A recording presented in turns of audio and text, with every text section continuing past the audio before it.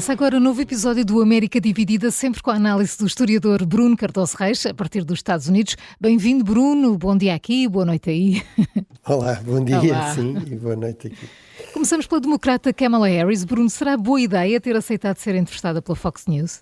Eu acho que é boa ideia, ou seja, acho que é muito importante para ela continuar com esta narrativa que não tem receio de entrevistas, não tem receio de responder a perguntas mais difíceis. Sabemos que a Fox News é um canal de notícias mais à direita, mais conservador, se quisermos, mas tem bons jornalistas, quer dizer, aqui temos já, no fundo, alternativas bastante mais radicais e politizadas do que a Fox News e, portanto, acho que, desse ponto de vista, é uma boa aposta. Ela tem alguns problemas de mobilização de eleitorado, quer conquistar alguns republicanos moderados, quer melhorar os seus números, por exemplo, entre os homens, e, portanto, tudo isso são alguns dos ouvintes, digamos, da audiência habitual da Fox News, e pronto, e tem esta vantagem também de permitir mais ataques a Donald Trump, que se tem recusado a fazer entrevistas fora dessa zona de conforto. A Fox News fala, mas até significativamente criticou a Fox News por se atrever a fazer uma entrevista à Kamala Harris, o que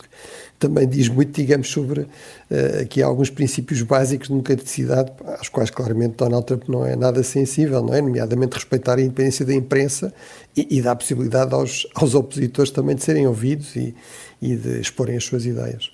Ainda sobre a Fox News, o que dizes sobre as declarações, lá está, de Trump, de que o problema maior não são os imigrantes, mas the enemy from within, os radicais, que diz que devem ser alvo da Guarda Nacional ou até mesmo dos militares?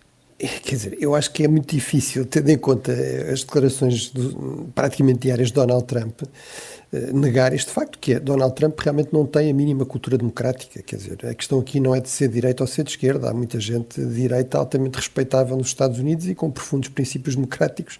Muitos deles, aliás, opõem-se abertamente ao Donald Trump. Mesmo que não votem em Kamala Harris, dizem que não votarão nele, ou alguns até já apelaram ao voto em Kamala Harris, e falámos de alguns destes casos, mas realmente, quer dizer, como é que é possível dizer algo desse género? Quer dizer, que a forma de lidar com a esquerda, mesmo que seja radical, quer dizer, se há uma divergência ideológica ou de ideias, resolve-se pelo debate. Claro que é desnecessário dizer que se alguém fizer atividades ilegais que não têm a ver com isso, então aí haverá outro tipo de resposta. Mas além do mais, e para mim, que trabalho muito nessas questões das relações civis-militares, do papel dos militares, enfim, quer em guerra, quer em paz, e num contexto também de um regime democrático, inclusive da consolidação da nossa democracia em Portugal, foi fundamental o fim de uma semi-tutela militar que se manteve para além do período revolucionário. Ora, quer dizer, esta ideia de que se vai chamar a tropa, chamar os militares para lidar com um problema de segurança interna, mesmo que haja desordem, violência interna, etc., à partida será a polícia, claro, seja a federal, seja a estadual, que lida com essas questões. Não se chama o exército, muito menos assim como uma primeira opção, ou mesmo, no fundo, a Guarda Nacional, que no fundo são forças de segunda linha dos militares, que estão dependentes dos governos estaduais, mas que são forças militares. Portanto, tudo isso realmente mostra que Donald Trump não sabe, nem quer saber, digamos, dessas regras básicas que se respeitariam na democracia. E já agora, e só para terminar, um dos exemplos que ele dá desses terríveis radicais de esquerda, e há realmente gente muito radicalizada aqui à esquerda, que assume posições completamente inaceitáveis e que, inclusive, em alguns casos, deu a entender que apoiava o uso da violência, etc., mas é o congressista Adam Schiff, que é um moderado, é um centrista no contexto do Partido Democrático, enfim, obviamente está à esquerda do Partido Republicano, mas, portanto, se isso é o exemplo da esquerda radical, então está tudo dito sobre o grau de tolerância de Donald Trump em relação a posições divergentes e volto a dizer, alguém que ainda por cima era um parlamentar, portanto, mais uma vez, em qualquer regime democrático, tem até uma especial imunidade para poder defender as posições que entender. Voltando a Kamala Harris, Bruno, parece haver controvérsia em torno do discurso em 2021 sobre o feriado desta segunda-feira nos Estados Unidos, o Columbus Day. O que é que se passa?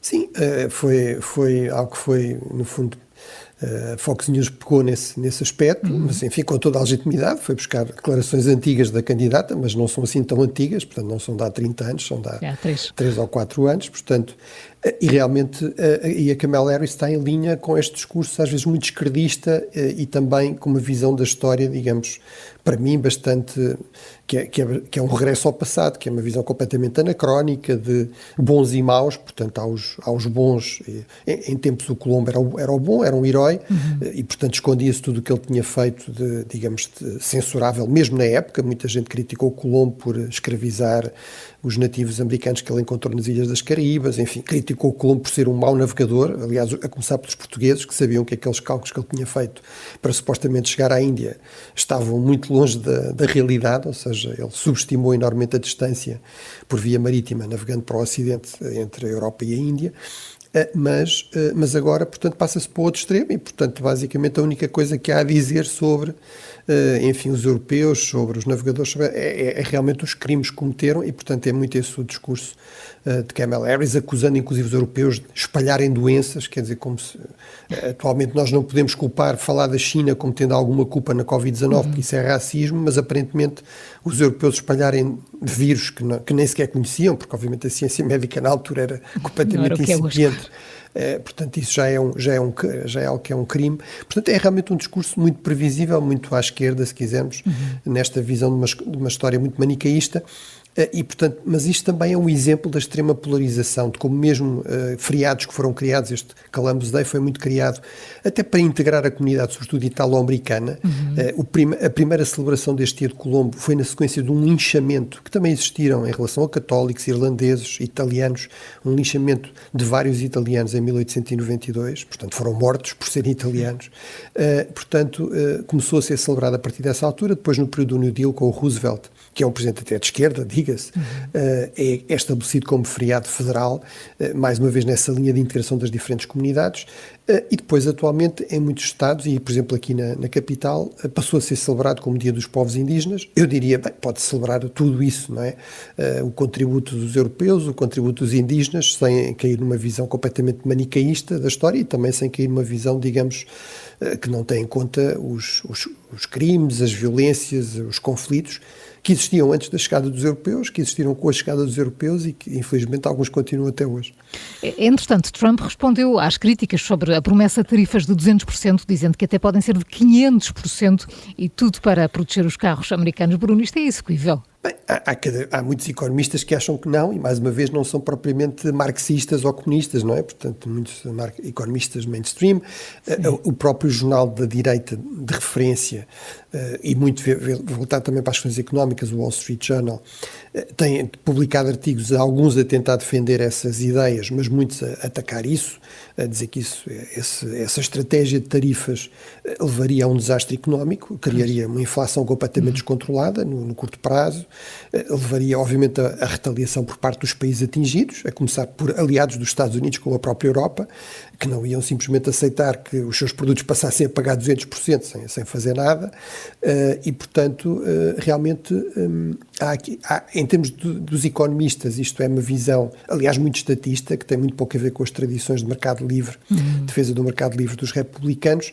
Não quer dizer que algumas questões em torno das tarifas não se coloquem, por exemplo, que têm a ver com as práticas da China muito questionáveis, de limitar na prática o acesso ao seu mercado e depois utilizar às vezes dumping, portanto os preços artificialmente baixos para conquistar mercado fora, com subsídios estatais também ocultos ou visíveis, etc. Mas portanto, a generalidade dos economistas tem grandes reservas em relação a isto. Agora, a minha questão é, para o eleitorado isto se calhar funciona. Pois, e é isso que interessa a Donald Trump. Ou seja, as pessoas não têm, as fábricas estão a fechar, em muitos casos tem a ver com tornarem-se obsoletas por processos até de modernização, ou seja, de introdução de nova maquinaria, robótica, etc., que dispensa muitos trabalhadores para tornar precisamente as máquinas viáveis, as fábricas viáveis economicamente, mas isso é muito mais fácil culpar, digamos, o estrangeiro e a globalização, que alguma culpa terá neste processo, não é? Portanto, as empresas procurarem mercados onde o trabalho é muito mais barato, e às vezes com mais condições, mas a verdade é que também para Trump isto funciona realmente como base da sua narrativa populista, não é? Portanto, Trump, para problemas muito complicados e de solução muitas vezes difícil, a solução dele é muito simples. Nós não conseguimos vender automóveis americanos, está a haver desemprego na indústria americana, vamos simplesmente fechar as fronteiras e obrigar os americanos a comprar americano. E, portanto, para muita gente, sobretudo em situação mais desesperada, e se calhar parece bastante eficaz, mesmo que, de acordo com a maior parte dos especialistas, possa ter efeitos contraproducentes terríveis até para essas próprias pessoas, e inclusive para a própria indústria americana, que também é altamente exportadora, e, portanto, mais uma vez, não deixará de haver retaliação em relação a carros americanos que também são exportados para outros destinos, por exemplo. Mas é realmente, a base de Trump é muito esta ideia, uma narrativa populista e dar soluções muito simples para problemas complexos. Bruno, a fechar a nossa curiosidade, porquê é que há já largos anos que os republicanos são representados por elefantes e os democratas por burros? Qual é a história por trás disto? É realmente uma história antiga em relação aos democratas, que são um partido mais antigo, e ao burro. Essa associação começa com, digamos, o fundador do Partido Democrático, que é um populista, aliás, começa por ser um populista, o general Andrew Jackson, que perde as eleições no colégio eleitoral, ganhando-as no voto popular em 1824 e depois vai ganhar as eleições de 1828, e que era muitas vezes acusado, numa propaganda também muito violenta, de jackass, ou seja, de ser um burro, portanto, alguém que era um rapaz, digamos, do interior do Oeste, das zonas mais rurais, portanto não tinha a sofisticação intelectual das elites do Leste, essas polarizações e esses conflitos já existiam nessa altura, e portanto ele, de forma muito inteligente, no fundo, inverteu isso e adotou precisamente esse apelido e esse símbolo. E, portanto, obviamente tentando valorizar os aspectos inteligentes e as virtudes dos burros, não é? Mas, portanto, é um bom exemplo, digamos, de como se pode, com habilidade se pode inverter algo que é um ataque, depois num mecanismo de contra-ataque, se quisermos. Os burros, portanto, já vêm dessa altura. Os elefantes começam a ser associados ao Partido Republicano durante a Guerra Civil. O Partido Republicano só surge em 1854 e é muito associado, o seu primeiro presidente é Abraham Lincoln, portanto é muito associado à Guerra Civil, ao Norte na Guerra Civil, e portanto aí enfrentar um elefante era uma expressão que os soldados utilizavam para dizer entrar em combate, e portanto isso começa a ser usado pelo partido, no fundo, que defendia essa guerra, que defendia essa dimensão de defesa pelas armas da União. Mas o que é curioso é que basicamente os dois símbolos começam a ser sobretudo popularizados pelos cartoons e pelos cartunistas políticos na imprensa, ou seja, é sobretudo o Thomas Nast, que nos anos 70, 80 do século XIX, ele é também creditado com criar a imagem atual do Pai Natal, antes ainda da Coca-Cola depois pegar nela e dar um grande impacto global, mas era realmente um cartunista extremamente talentoso, num período também de formação dessa expressão artística e política, vamos dizer assim, na imprensa americana, e portanto vai ser ele que vai usar muitas vezes esses símbolos para representar o Partido Republicano ou o Partido Democrático, e portanto desde aí que isso ficou consagrado e é aceito pelos partidos como símbolo oficioso, quer de um, quer do outro. Bruno Carlos Reis, é sempre um gosto ouvir-te. Muito obrigada pela análise. Um bom descanso. Obrigado. Até amanhã, Bruno. Muito Até amanhã. obrigada. Até amanhã.